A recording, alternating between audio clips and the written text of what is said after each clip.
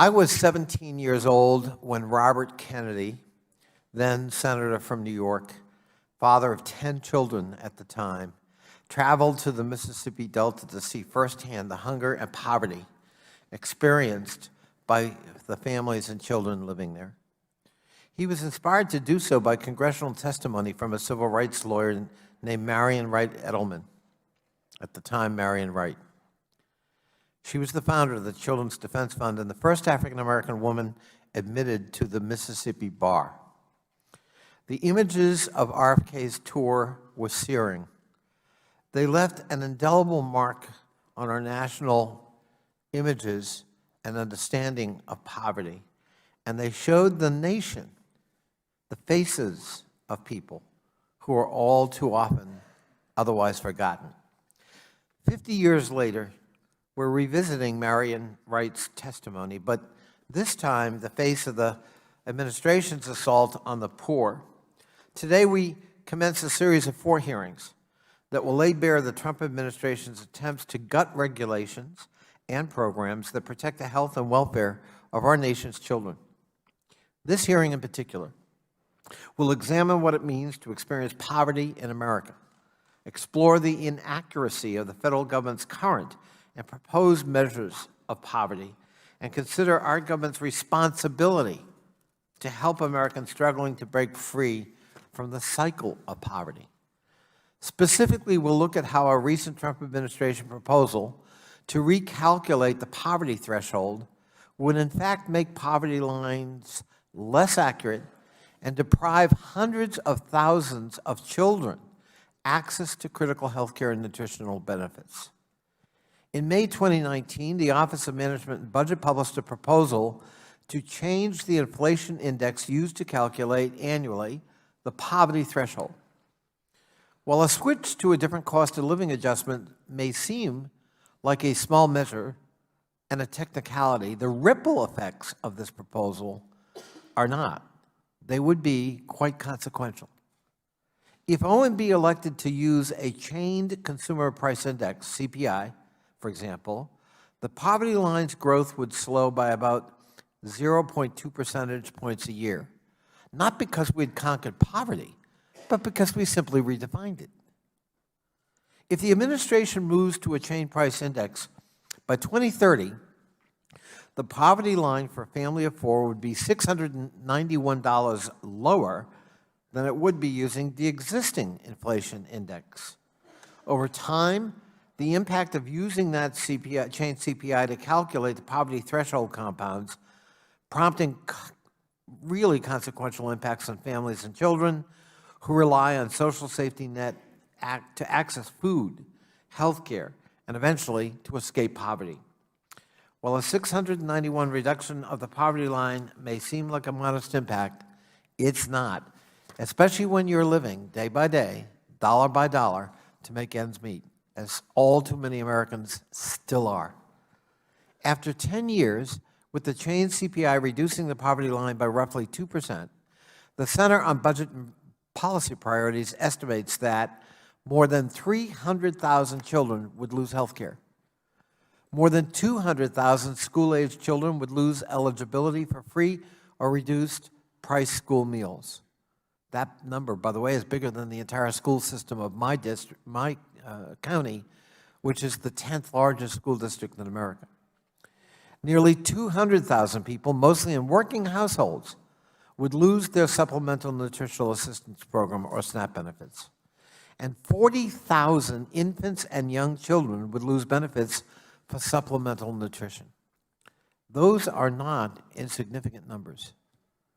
The 2% drop in inflation would affect eligibility in 80 anti-poverty programs, and the impacts of that are yet to be measured. Children would lose access to these life-changing programs not because their parents had more money in their pockets, but simply because the administration decided to define poverty in a way that redefines reality. The administration cannot solve the nation's poverty problem by simply lowering the dollar amount that defines poverty and claim victory.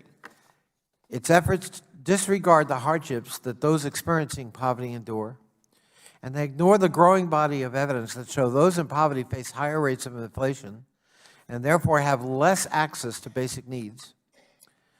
The premise of the administration's proposal is that every customer has choices, such as the option to swap to a cheaper product when prices escalate. But those in poverty often don't face choices. Retail choices are limited. Food choices are limited. Convenience and proximity are limited in terms of access and transportation. Secondly, those in poverty spend most of their income on basic necessities already: medical care, housing, utilities. The cost of these basic needs have skyrocketed in comparison to the broader basket of goods assessed in the standard inflation rate. Let's give one example.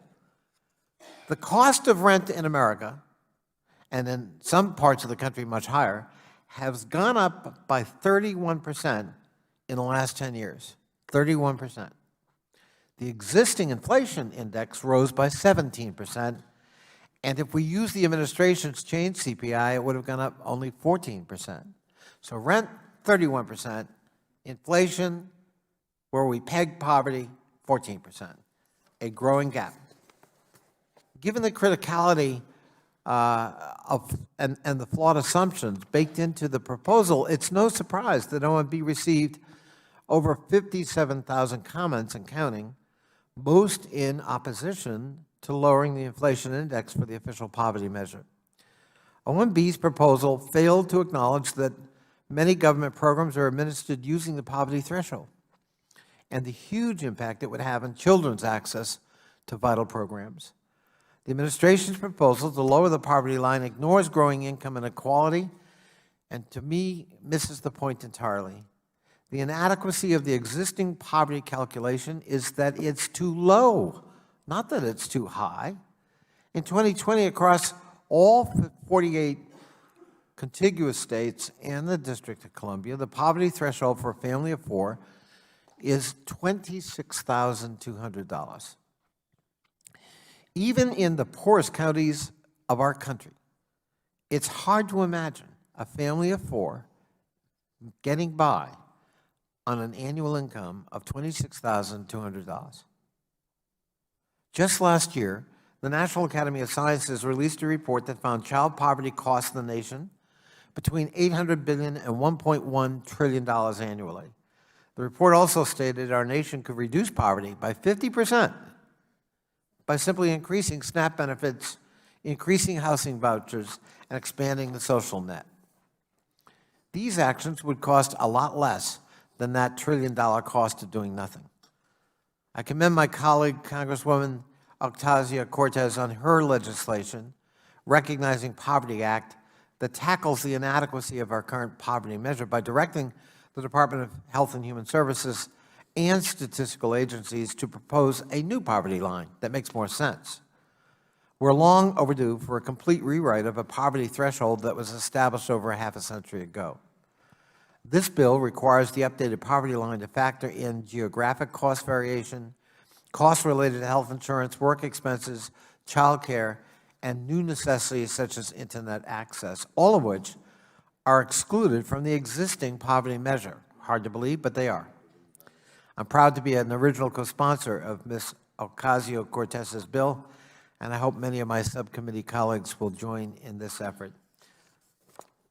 If there's one basic value that ought to unite us on this committee and in the Congress as Democrats and Republicans, it's how we treat our children. It doesn't matter where these children live or whose children they are. They're in our care. They're in our charge. They are America's children.